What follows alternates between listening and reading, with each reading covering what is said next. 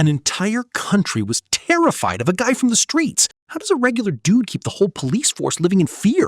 Poor kids from the slums were gaining power and cash, funding entire armies, and nobody could touch them.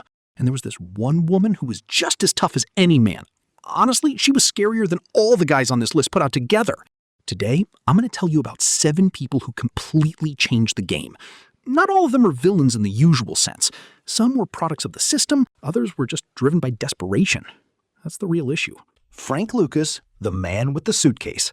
Picture this, you're sitting in a military casket. All around you are the bodies of soldiers being shipped home from Vietnam. And tucked right in with them is your product. Pure, uncut, and wrapped in plastic. That's exactly how Frank Lucas moved heroin into New York back in the early 70s. Frank was born dirt poor in North Carolina. His first real business lesson happened the day he saw a white man gun down his cousin, just because he could. Right then and there, Frank decided he was never going to be at the bottom again. He moved to Harlem and became the right-hand man for a legend named Bumpy Johnson. He watched, he listened, and he took notes. So when Bumpy died right there in a diner, face down in a plate of eggs, Frank didn't cry. He started doing the math. His stroke of genius was simple. Why pay middlemen when you could go straight to the source?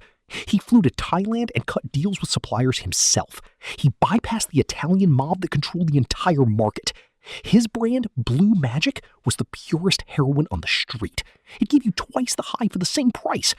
Frank was pulling in $1 million a day, in cash, and he was hiding it in the foundations of houses all over New Jersey. The moral of the story? He didn't have one. He just had a plan. Amado Carrillo Fuentes, the invisible one. In the drug world, being famous is a death sentence. Escobar was way too loud. He got bombed, then he got shot. But the guy they called the Lord of the Skies? You probably haven't even heard of him, and that's exactly how he wanted it. Amado Carrillo Fuentes, from Mexico's Juarez cartel, came up with something that everyone would later copy. He was the first person in the world to systematically move cocaine using airplanes. We're not talking about one flight. He had a whole fleet, 27 modified Boeing 727s.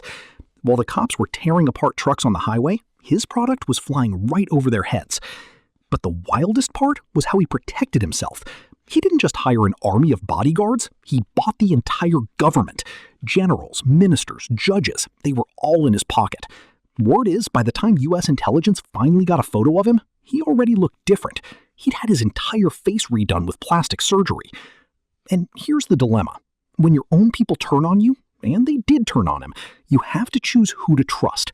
He trusted no one, including the doctors performing his surgery. Still, he ended up dying on the operating table. Officially, it was an overdose of anesthesia. Unofficially, everyone knows the deal. The Lord of the Skies vanished just like he lived, without making a sound. The white-collar guy. You probably think a drug lord has to be some tough guy with a gun in the slums. Meet Dave Haynes, an accountant, a great husband, a little league coach in the Chicago suburbs.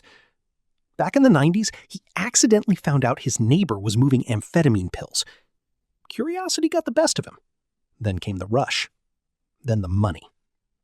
In 5 years, Haynes built a supply network across 12 states, using his accounting background to wash money through shell companies. No guns, no threats, just Excel and a phone. Here's the kicker. It wasn't the cops or the FBI that caught him. His wife turned him in. Not because she was some saint, but because he started seeing another woman and moved some of his assets into her name. Love, jealousy, and a tip-off. A total classic. At his trial, Haynes told the judge something that reporters quoted for years. I never thought about the people using the stuff. They were just numbers on a spreadsheet. Talk about a psychological shield. When you rationalize evil so much that you stop seeing it altogether. He got 22 years. Sandra Avila Beltran, the Queen of the Pacific. Her uncle was a drug lord. Her first husband, a drug lord. Her second husband, same thing. Sandra Avila Beltran grew up in this world. It wasn't a question of whether she'd get into the game. It was a question of how high she'd climb. She became the first woman to run a major Mexican cartel on her own. Not through a man, not from the shadows. She did it herself. Her operation, moving tons of cocaine with Colombian partners across the Pacific Ocean, straight into Mexico. We're talking fleets of fishing boats and a logistics system that would make any pro jealous.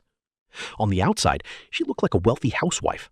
Luxury outfits, charity galas, the right friends. The Mexican tabloids called her the narco diva. And here's the dilemma. When her own son was arrested as part of her network, she was given a choice. Give up the operation to save her kid, or stay quiet. She stayed quiet. The court gave him 10 years. She got 9 and walked out before he did. What do you call that? Being cold-blooded? Maternal cruelty? Or was it the only way to survive a system that doesn't forgive weakness? Jose Rodriguez Gotcha. When a cartel becomes the state, there comes a point where a drug lord stops being just a criminal and starts being a political force. Jose Rodriguez Gotcha, known as the Mexican, one of the founders of the Medellin cartel alongside Escobar, crossed that line before anyone else. He funded right-wing paramilitary groups to clear out villages of left-wing guerrillas. In response, the guerrillas torched his plantations. It was an all-out war, and the Colombian government was just one of the players on the field. Gotcha controlled rural areas the size of a small European country. He hired his own judges, built roads, and fed entire villages. Here's the paradox. To thousands of people, he wasn't a villain. He was a benefactor. The schools he built are still standing. The roads he paved are still being used today. Locals still name their kids after him. When he was surrounded and gunned down in 1989, along with his son, the kid was only 18, the Colombian government celebrated. The locals cried. So who was right? The government that couldn't give these people anything for 20 years? Or the man who gave them everything, but paid for it in blood? That's not a rhetorical question. There's still no answer. Pablo Escobar, the last romantic of hell. You really think I'd skip him? I saved him for second to last on purpose. See, Escobar isn't a success story. It's a story about a man who built his own trap and couldn't find a way out. At his peak, he was pulling in more cash than some entire countries. He controlled 80% of the world's cocaine. He even had a private zoo with hippos. Fun fact, those hippos are still in Colombia today. They went wild and kept breeding. That's a metaphor, by the way. But here's what most people don't get. Escobar was deathly afraid of being extradited to the U.S. Not a Colombian prison, specifically an American one. Everything he did, every bomb, every politician he bought, the hundreds of cops who died, it was all for one goal, to stay out of the States. He actually pulled it off. He built his own prison, literally. La Catedral, his personal 5-star lockup with a soccer field, a sauna, and a casino. The government went along with it because he promised to keep tearing the country apart otherwise. That's what it looks like when a criminal is more powerful than the state. You know how it ends. Gunned down on a rooftop, one day after his 44th birthday.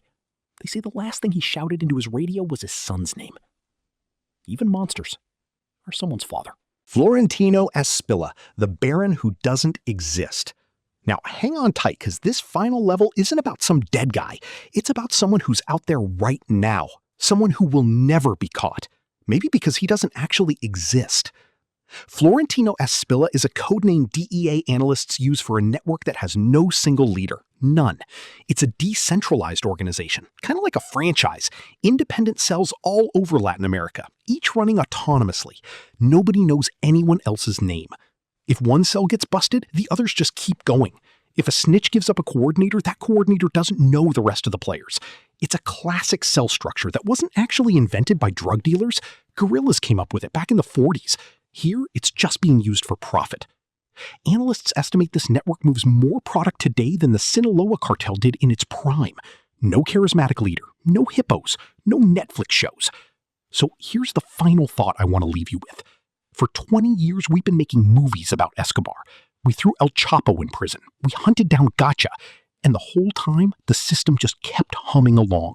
Because the problem was never about one specific person. The problem is that as long as there's a demand, someone's going to fill it. Next time, he just won't have a face.